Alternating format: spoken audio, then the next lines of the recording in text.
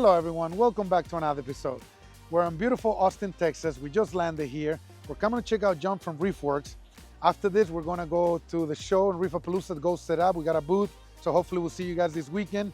Anyhow, John invited us over. He's got multiple big tanks. He's growing a bunch of SPS, Aquariums. Let's go check them out. Come on. Hi guys, we're here with John. John, what's up, buddy? How's it going, man? Thank you for inviting us over, man. Thanks for coming. So, Appreciate it. we met a couple years ago, 3-4 years ago at Reefapalooza. Yes, sir. Bought an Aquapora from you, and you found out we're coming back, and you always wanted me to come and film your tanks. Definitely. So I'm in for a treat, man. I walked in, you're an SPS lover. Yes, sir. I will say 90% of your corals are Aquaporas. Yep. A little bit of Montiporas, some Pectinias, a little bit of Euphilia, a couple Gonies here and there, but mainly 90% is all Aquaporas. Acres. Yep. So let me guess, 350 gallons each? 310s. 310. Yeah, 2 310s. Okay, who makes these tanks? Planet Aquariums. Okay. Out of Dallas. And what's the dimensions of this tank? It's 96 by 30 by 25. And that's these two tanks right here. These two. All right, so we're gonna start with these this two. together. Yeah, these two are linked together. So it's two one different system. Sumps. Yeah, it's one system. So this drains into this sump, this drains into this sump, and they return. So they're both constantly circulating Gotcha. water back through. So let me ask you something. Then. How Yeah. long you been doing this for? I've been in the hobby for probably 27 years or so. 27? Somewhere in that area. I've run a service business for 25. All right. And it's called Reef Works, right? That's Reef Works, yes, sir. We'll put a link to it. And then that kind of bled into doing this. Like I got this tank Gotcha. from a client, and then I set it up and then started doing the propagation. And, All right. So how long this tank's been running then? In different phases, probably 8 years. 8 We've years? been doing, yeah. Gotcha. This one got rebooted but after the freeze. Like we had the big freeze in 2020, and I lost almost all the colonies that we had. We lost power, but I had frags, so everything is pretty much regrown from the frags last 4 or that I 5 had. years. Yeah. This one too. This was just little frags 2020. So where can people buy your corals? Reefworkscorals.com. Okay. And then all the Reefapaloozas. You go to all of them? All 4 Reefapaloozas throughout the year. Most of the frag swaps that are in Texas, Louisiana, I do all of those. I go to Orlando like 3 times a year. Cool. So now you guys know, you guys can find them on the Reefapalooza shows, or you can check out his website. Yep. So let's talk about this specific tank. I see the big burners, which is a giant colony. What do you call that thing? that's the Jade Dragon. It's beautiful. I got a frag from you. It's beautiful. So Jake Adams saw that it was running past one day at a show, and he screeched and turned around and he was like, "What is that?" And I was like, "It's my bird's nest I've had for years." And Gotcha. so I gave him a piece, and he went kind of all over it. So I know I kind of diced with death because those things like to implode on themselves, but it's doing good. So I noticed you don't have a lot of live rock in here. No. Is there a reason for it? No, it just kind of evolved that way. There's live rock in the sump, but nothing that I have in the system. I was kind of skeptical in the beginning and seeing how it would go, but it Gotcha. seems to do really well on its own, you know? So on this specific tank, you're growing a little bit more common corals, I noticed, for the most part. Yep. You got fox flame, space embedded Pectinia. Yep. So this is more of your basic ones. So you Yes. said this system is attached to the next one. Yes, so let's sir. head over to this one here. This one's a lot cooler if you ask me. This is one of the bigger space, if not the biggest one I've seen, to tell you the truth. It kind of rejoined. I can tell it was more than one colony. This is 2 pieces that actually I just can kept tell. growing. Yeah. I can tell just by looking at it, Yeah. you know. But one thing is super cool to say. I can appreciate when I go see someone who does this for a living, but everything is not little frags. I can't Right. stand when a vendor, you know which vendors you guys are, you know, you're watching, when they go and they show you a frag and they want to charge $1,200 for a frag, Right. but they're showing you a frag. They cannot even show you a colony. Colony of it, right. Guys, if you ever walk into my shop, you're welcome to ask, where can you see a colony? I'll be glad to show it to Yep. you. I have no problem with doing that. We take big pride on that. Yeah. That's why we Me set up too. so many big Yeah. display tanks in our shop. Yeah. Most definitely. Because if you don't have display tanks, how are you supposed to grow these animals? So kudos to you. Your colonies are gigantic. You can see things encrusted in the glass, then encrusted on the PVC. They're growing on top of the PVC, the Montiporas. Yeah. The Sector 1 Fabia right there, melting Yep. all over the floor. A good part of that and a bad part is that first and foremost, I'm a hobbyist. Yes. And I don't like just throwing things away, and I don't like getting rid of stuff. Like there are things that I just enjoy. Yeah. And that's the whole point of why I do this, is that I enjoy seeing things grow and getting there. doing the business is kind of a side thing to me of like the actual hobby. I Yeah, always it say shows. if I wasn't here, if I wasn't selling, I would still be doing this. This Gotcha. would still be me, you know? It shows, man. It shows the passion for the hobby, for the animals. It shows that you're not doing it just for money, you know? My clownfish moved into the pectinia, and from then on, I've never cut it again. Yeah. Like, let me ask you something. Yes, sir. Is it safe to say that you got this system, and we're gonna get into the one behind us? Yeah. So you got two systems in here. Yes. Do you treat them both the same? Yes. So water changes or no water changes? I do. So I have 3 Apex systems in here. Okay. I do automatic water changes. So it's 10 gallons a day that go into both systems. They're both about 700-800 gallons in total volume. Okay. I do service all day, so I don't want to do water changes. So I put it on the auto. What salt do you use? Reef crystals. Reef crystals. I do 3-part dosing. Okay. So alkalinity, calcium, magnesium. And how do you dose that? I use the Trident, and Okay. I auto dose with the Trident. Okay. Like it adjusts it all day long.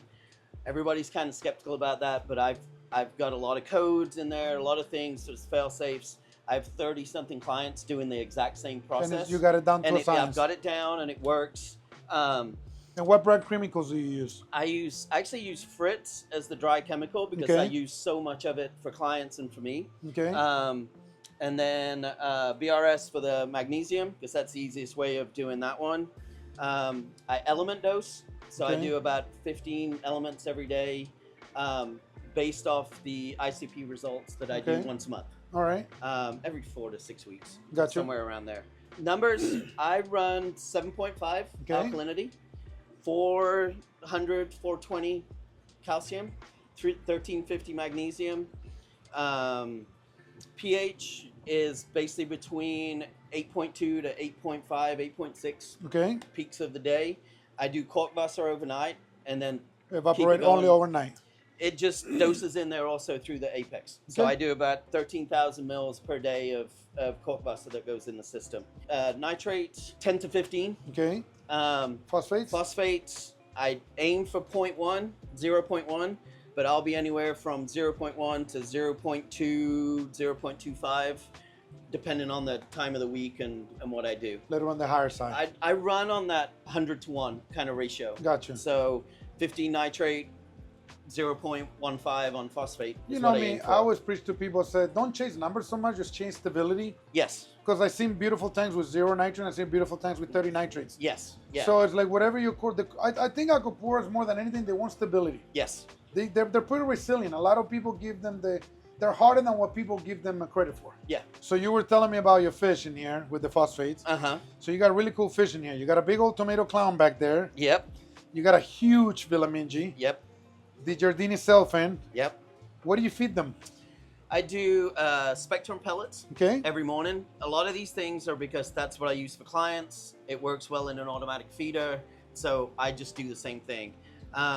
And then in the evenings, I do a big old chunk of PE mysis that I distribute between all the tanks. Well, their color looks phenomenal. They look super, super and happy. that's part of I'm sure my phosphate issues too that come up. But all my fish just kind of shown up and you know ended up being here from clients or from different people. Fish. Rescue fish in a way, yeah. That's nice, man. Yeah. So let me ask you something else. Mm-hmm. Flow on this specific tank. I see you got some gyros. Yep. How many? There's 3. There's the Reef Wave, and then the 2 Max Spec that are going. There's 2 more on the bottom. 2 on the bottom. There's another MP40 over there. So almost every corner is covered, and then the front. So heavy flow is so important for SPS. Yes. I think stability is number 1. Then I would say it's flow. Lighting doesn't even light. I don't feel like it's just as important for aquaporas. They might not be as bright, but they still grow under mediocre light. Like it can be at 80 par, and I can see them growing. With no problem. Yeah. I've got things. There's in the other tank that we were just at there first. Yeah, there's acros under the racks down over there, and they're all just growing. Look at that one back there. Yeah. No light, and it's still growing. No light, and it's growing well, and it's just sitting there. So talking about lights, you have radiant lights in here. Yep. These are Gen 4s? Yes, sir. Okay, and you have 6 of them. 6 over each 8-foot tank. 6 of them. Yep. So one thing I wanted to mention, I do a lot of these tours. I see a lot of corals. I'm the buyer of worldwide corals, so all corals go through my eyes. I've been doing shows for 20 years. And I don't go to a lot of places, and you should be proud of this. I walk in here and I'm asking you for 4 aquaporas. Right. And most places I go, I cannot even find a single coral. So you're doing something right. So thank you. There's a couple nice ones. Maybe later on you can point them to people. Yep. Also, when this video come out, please jump in the video, answer some questions and stuff like that. I'm sure people are gonna have plenty of them. Yep. So let's turn around and let's look at this system.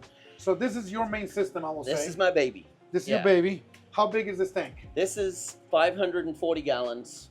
In dimensions? It's 120 by 36 by 30. This is an old oceanic that somebody had in their house. They bought the house. They didn't want it. And it was getting oceanic. If you're in old school, you know what oceanic is. So Jerry from Planet was the one that probably built this back at Oceanic. Nice. So he was the head guy at Oceanic. Nice. So this kind of how all of this started. I acquired it. It moved into this part. I built the wall and then started this tank running. It looks so overgrown. Looks beautiful. And so when I rebooted it, there's 680 pounds of rock, and it was 600 gallons running. And then the tank that's the stack tank, the top one also links to this one. So that's where I keep the frags. So let me ask you something. Do you notice anything different on the system by having so much live rock? No. Not at all. I would hope I did. It might come down to flow. You think you get more growth? I cut this less, so I don't. Maybe so. It's hard. Like this is so overgrown that it's getting to a point where I really got to start kind of. Oh, the corals are killing each other right now. Yeah. Everybody's growing over everybody. They're shading everybody. Corals going out of the water. Out of the water. I mean, kudos to you. This thing looks incredible, man. I mean. Look at the favias melting on the floor. Just all over the place. I mean, I can't even reach them, so it's not like I can yeah, you do have a little bit of a problem. I think after this video, it's time for him to get in here and doing a little bit trimming. That's right. But yeah, I didn't want to touch anything before you guys showed up. So lighting, you got Gen 6 in here? Fives? Yep. 1, 2, 3, 4, 5, 6, 7, 8 of them. 9.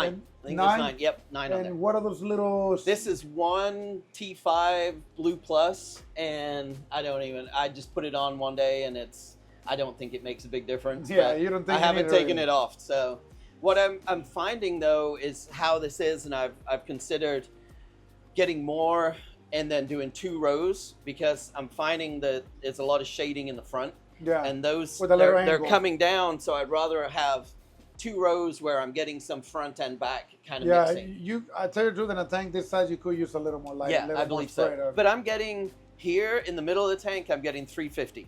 Yeah. And then at the top, it's maybe 600-700 on some of the corals. I can't help it but to look. You got those Julius mushrooms in there? Right.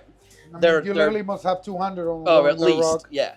And then the Colorado Sunburst, that's their home down there. They just split, so they were about this big, and then they don't split very often, but they did last week. John, I can't help it but to look at the Amazeball Goniopora. Yeah. Me and Joe Caparata from Unique Corals, we acquired that coral together maybe 6 years ago. Oh, wow. Yeah, that's an original from me and Joe from Unique Corals. We're very proud of that coral.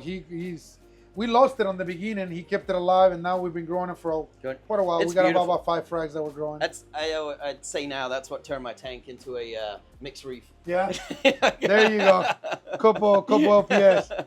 I got the one LPS in there. So this is like quarantine. You say quarantine, down here. Yes, sir. So we got some Antilia here, little Speciosa, couple acros. Couple Akins, mushrooms. Speciosa is the one there. 7-Up anemone, you call them? 7-Ups, rainbows, roses. So these, when I'm going to a show, like we're going to Reef-A-Palooza tomorrow, we're heading up there. I go collect them from all my clients, and they grow all of these, and then they're natural splits, and they're all grown in my clients' tanks, and then we bring them and take them to shows. So they're all healthy. I mean, the 7-Up, I've been aquaculturing for probably 22 years. Nice. I have a client it's a 25-year-old tank, and she has them like crazy in there. So good, man. I'm taking 4 aquaporas, but the one that I'm the most excited is a yellow tips, almost with yellow astera. Yeah. I almost feel like the two got grafted. If you guys can see it right there, I'm gonna get a frag of that. He's never fragged it before. He's gonna be releasing it. I'm super excited about that coral. Worldwide Corals, John here from Reef Works. We're gonna be Reefapalooza in Orlando on April 26 and 27, I think it is. It's the last weekend of April.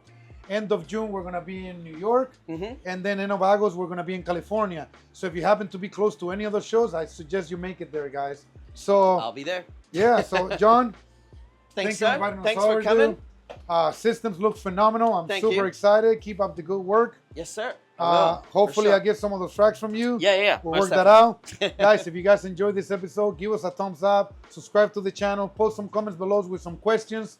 John here would love to answer some of those questions. We'll see you guys on the next episode.